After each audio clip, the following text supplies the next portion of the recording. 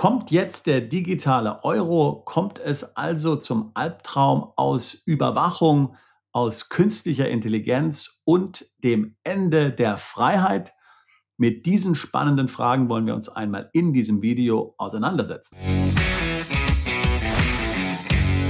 Mich erreichte vor kurzem hier die E-Mail eines sehr besorgten Mandanten, der mir ein YouTube-Video weiterleitete und mich hier um einen Kommentar bat. Und genau diesen Kommentar, lieber Friedrich, den will ich dir hier in diesem Video liefern. Es war eins dieser Videos, wie man sie ja mittlerweile häufig auf YouTube findet. Hier wurde über den digitalen Euro gesprochen. Viele haben ja Angst davor, dass dieser schon im Oktober 2025 kommen soll. Dass dies völlig unbegründet ist, diese Angst habe ich ja schon in verschiedenen Videos erklärt.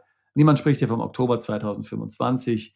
Hier hat man bewusst eine Aussage der EZB-Präsidentin Christine Lagarde falsch dargestellt. Aber eben aufgrund dieses Videos und aufgrund der Evaluationsphase zum digitalen Euro, die nun wirklich im Oktober 2025 endet und natürlich auch vor dem Hintergrund, dass die Einführung dieses digitalen Euro ziemlich wahrscheinlich zu sein scheint, wenn auch nicht im Oktober 2025, dann ein paar Jahre später, machen sich natürlich nun viele Sorgen, was das Ganze konkret bedeutet. In dem Video, was Friedrich mir zusendete, ging es um eine Dame, die angeblich hier Kryptografin ist und die angeblich in ein Projekt 2019 involviert war, wo es um die Entwicklung einer solchen Währung ging. Der Name der Dame wird hier in dem Video nicht genannt. Man kann also nicht verifizieren, um wen es sich hier handelt. Es gibt hier kein LinkedIn-Profil oder irgendwas anderes. Das sind mal irgendwelche Aussagen, die in den Wind gestellt werden. Ob das wirklich stimmt oder nicht, wer weiß. Sie macht in dem Video alle möglichen abenteuerlichen Aussagen, wie zum Beispiel die, dass es zu einem Vermögensregister kommt. Ich habe ja auch schon hier vielfach erklärt, dass dies ebenfalls nicht korrekt ist. Niemand hat momentan den Plan, auf Seiten der EU ein Vermögensregister einzuführen. Das sind ja alles Dinge, die wir hier schon lange und vielfach debunked haben. Wenn jemand natürlich dann in einem Video solche einfach belegbaren Dinge als Fakten darstellt, wird natürlich die ganze Glaubwürdigkeit des Videos in Frage gestellt. Daher, wie gesagt, scheint mir jetzt die Aussagekraft dieses Videos hier nicht besonders groß zu sein. Dennoch natürlich, was ich an dem Video tatsächlich gut finde, ist, wie hier schön plastisch beschrieben wird, was die Auswirkungen einer solchen digitalen Währung wie des digitalen Euro sein können, wo grundsätzlich die Risiken aller CDBCs liegen. Aber auch hier muss man sagen, allerdings ist das Video sehr verkürzt, denn man beschränkt sich dort nur auf die Einführung des digitalen Euro, nicht aber auf die Digital Public Infrastructure im Allgemeinen, wozu ja auch zum Beispiel Dinge gehören wie Datenaustausch oder die Einführung der digitalen ID. Und beides ist ja doch sehr eng miteinander verzahnt. Warum ist das wichtig? Nun also, das sogenannte Digital Wallet in der EU ist ja bereits entschieden. Der digitale Euro nicht, ja. Aber dass das Digital Wallet kommt, das ist tatsächlich schon so verabschiedet. Da sind die Länder jetzt dabei, das Ganze zu implementieren. Das wird definitiv irgendwann in den nächsten paar Jahren kommen. Auch Dinge wie zum Beispiel hier zum Datenaustausch zwischen privaten Unternehmen und staatlichen Organisationen ist mehr oder weniger schon relativ umfangreich definiert. Wir kennen ja Dinge wie zum Beispiel den AI Act oder auch Dinge wie den E-Privacy Act, der momentan noch in Bearbeitung ist. Ja. Diese werden ja immer so als Lichtmomente des Verbraucherschutzes dargestellt und möglicherweise enthalten sie auch einige Klauseln zum Verbraucherschutz. Aber im Wesentlichen ermöglichen diese Gesetze ja aber hier Rahmenbedingungen, unter welchen Bürger dann eben doch überwacht werden können und entsprechende Informationen zwischen Dienstanbietern wie zum Beispiel Apple, Facebook, Google und staatlichen Organisationen dann legal sind oder sogar von diesen Unternehmen gefordert werden können. Ja.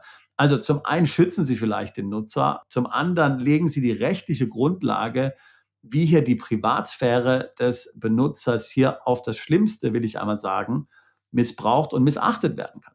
Natürlich wird dort immer dann gesprochen aus wichtigen Gründen, weiß ich, Terrorismus, Geldwäschereibekämpfung, Kriminalität etc. pp.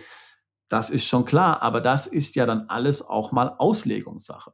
Nehmen wir einmal an, hier besteht ein Bedrohungsszenario durch Russland zum Beispiel, dann kann ich ja einfach sagen, dass unter diesen verschärften Voraussetzungen, wir haben einen Spannungs- oder sogar Verteidigungsfall, dann hier grundsätzlich die Definition dessen, was hier erlaubt ist, stark erweitert wird, ja, oder eben einfach umdefiniert wird. Also da muss man jetzt nicht besonders lange nachdenken, um sich hier Szenarien ausdenken zu können, wo hier ein effektives Risiko besteht, weil ja auch diese Bestimmungen immer so schwammig hier definiert werden. Aber was ich sagen will, ist, diese Dinge gibt es bereits. Ja, das heißt, darüber muss man natürlich auch und vor allem drüber nachdenken, wenn man über Überwachung und KI spricht und nicht nur den digitalen Euro. Aber da sieht man eben dran, dass diese Dinge doch komplexer sind und viele, auch sogenannte Experten, dies nicht wirklich durchschauen und verstehen. Ich hatte ja hier schon in anderen Videos erklärt, wie Kontrollfunktionen bei CDBCs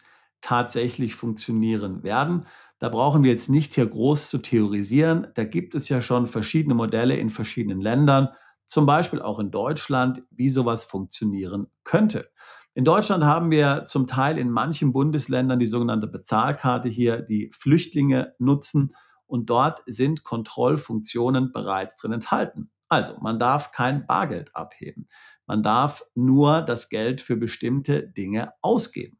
In den USA zum Beispiel, in Bundesstaaten wie Texas, wo ich wohne, haben auch alle Sozialhilfeempfänger eine solche Karte. Dort wird jetzt nicht die Sozialhilfe aufs Konto überwiesen, sondern auf eine solche Bezahlkarte.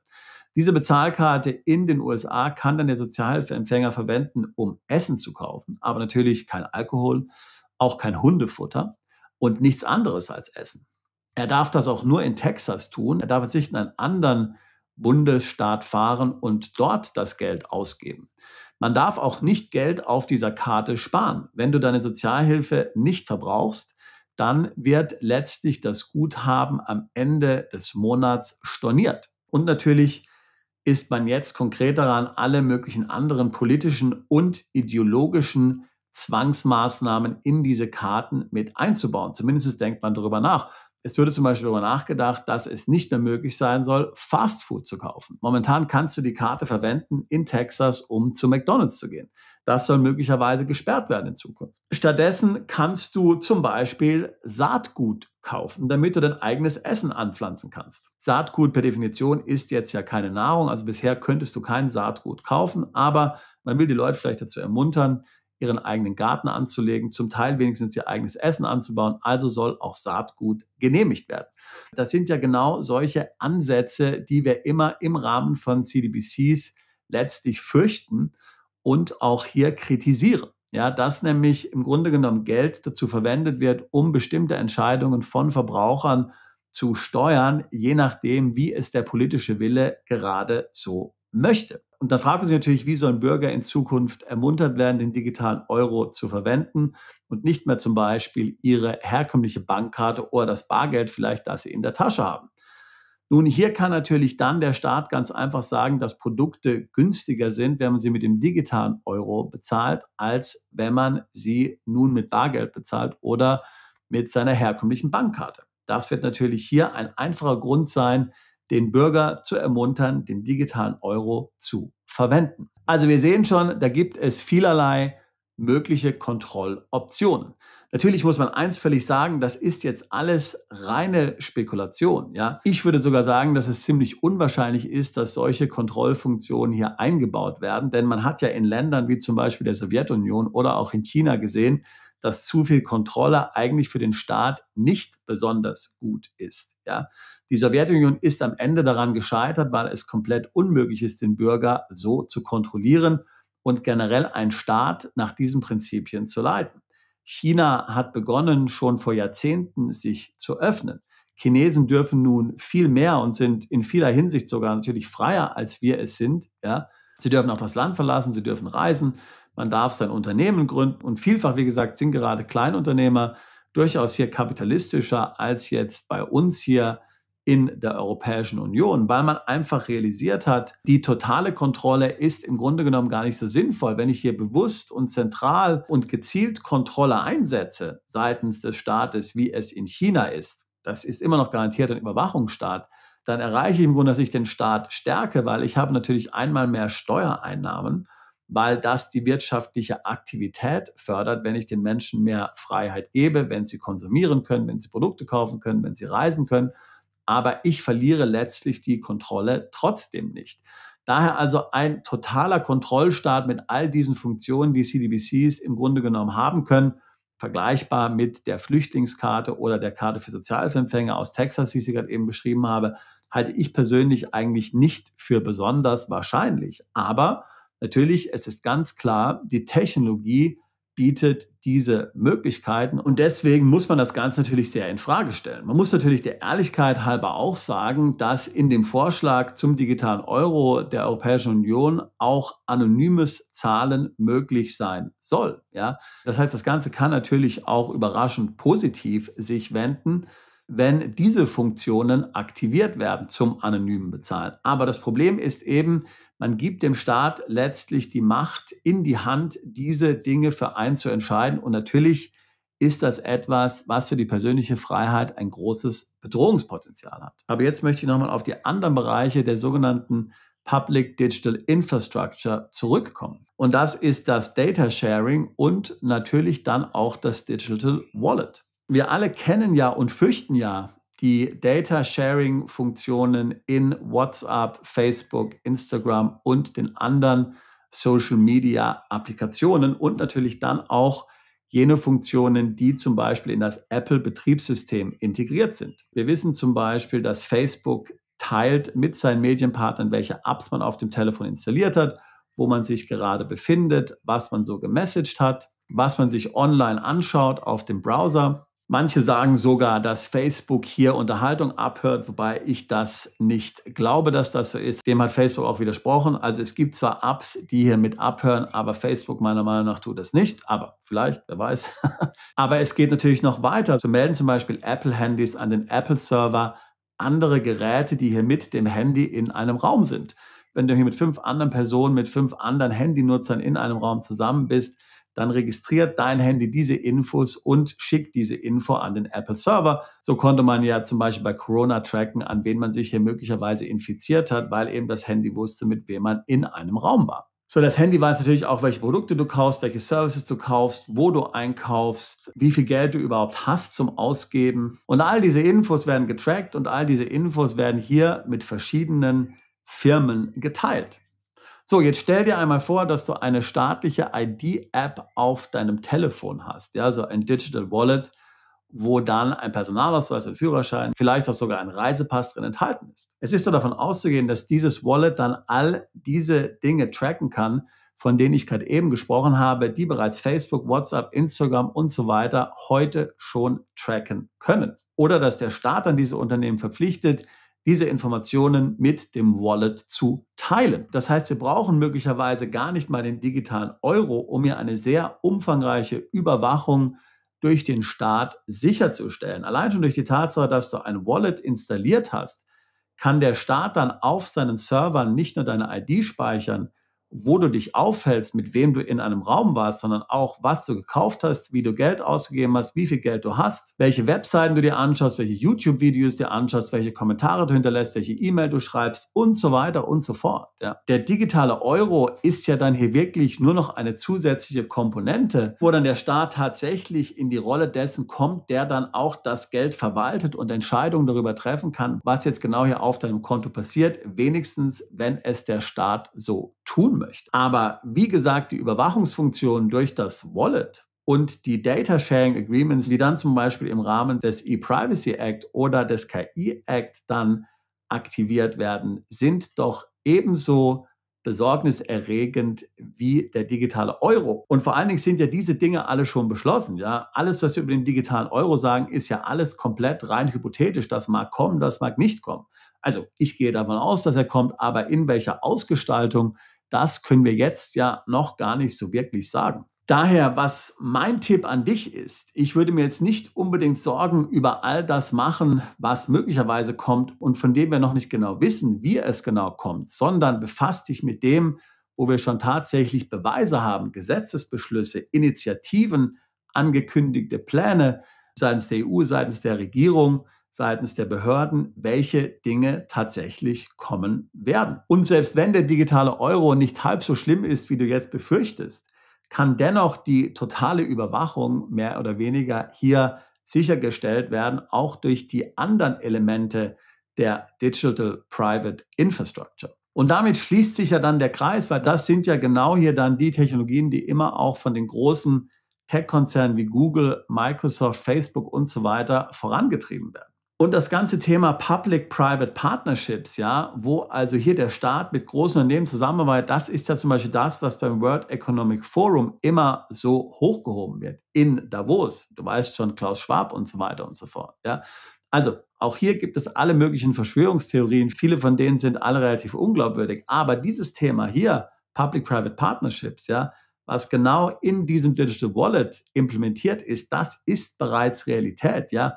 Darauf sollten wir uns vielleicht mehr fokussieren, als jetzt immer nur über Dinge zu reden, die möglicherweise kommen, möglicherweise auch nicht kommen oder wir gar nicht sicher sind, in welcher Ausgestaltung sie kommen werden. Frage ist natürlich, wie man sich davor schützen kann. Viele dieser Technologien sollen ja auch verpflichtend sein. Das heißt, dieses Digital Wallet soll ja zum Beispiel verpflichtend eingeführt werden für jeden Bürger. Wie kannst du dich also hier vor solchen Abhörmaßnahmen, vor Überwachungsmaßnahmen schützen? Nun, du könntest zum Beispiel ein separates Handy haben, wo nur das Digital Wallet draufläuft, wo du weder WhatsApp noch Facebook noch E-Mail noch irgendwelche anderen Anwendungen drauf hast. Vielleicht kann es ein Handy sein, was keine Gyrometers hat, also das heißt, was nicht seine genaue Position bestimmen kann und kein GPS. Da gibt es Handys, die entsprechend diese Funktion ganz bewusst nicht haben.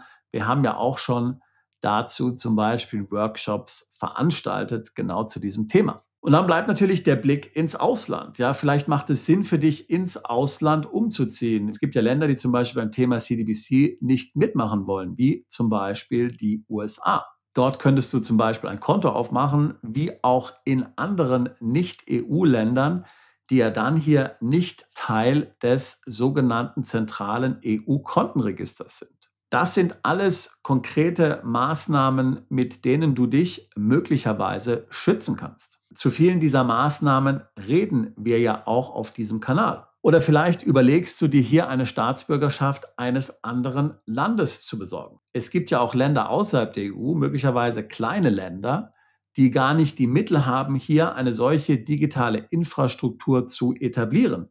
Sie werden auch kein digitales Wallet einführen. Möglicherweise ist dann ein solcher Reisepass nicht so gut wie der deutsche, aber wenigstens kannst du ihn dafür verwenden, um deine Freiheit zu schützen. Mein Tipp an dich ist, wie gesagt, es ist nicht nur eine Frage des digitalen Euro, es gibt auch andere weitreichende Überwachungsfunktionen, die zur Überwachung seitens des Staates führen können, wozu der digitale Euro gar nicht erst benötigt wird. Ja, wenn das Dinge sind, die auch dich umtreiben, so wie Friedrich, dann würde ich mich freuen, mit dir ein Beratungsgespräch zu führen. Link dazu packe ich hier in die Beschreibung dieses Videos mit hinein. Wir tun seit fast 20 Jahren nichts anderes, als uns genau mit solchen Fragen zu beschäftigen. Wie kannst du deine Freiheit schützen? Wie kannst du deine Freiheit dadurch bewahren, dass du zum Beispiel ins Ausland umziehst, in ein Land außerhalb der EU? Ich würde mich freuen, auch dich alsbald zu unserer Mandantschaft zählen zu können. Bist du Unternehmer, Freiberufler oder Investor? Zieht es dich schon lange ins Ausland? Mach heute den ersten konkreten Schritt in eine Zukunft mit mehr Geld und mehr Freiheit. Buche ein Beratungsgespräch mit Sebastian und seinen Kollegen. Unsere Kanzlei unterstützt Mandanten wie dich dabei, deine Steuerlast legal zu reduzieren, Vermögen aufzubauen und zu schützen und deine persönliche Freiheit zu maximieren. Profitiere jetzt von unserem Fachwissen und unserem Netzwerk. Gehe zu mandatierung.com und werde Mandant unserer Kanzlei.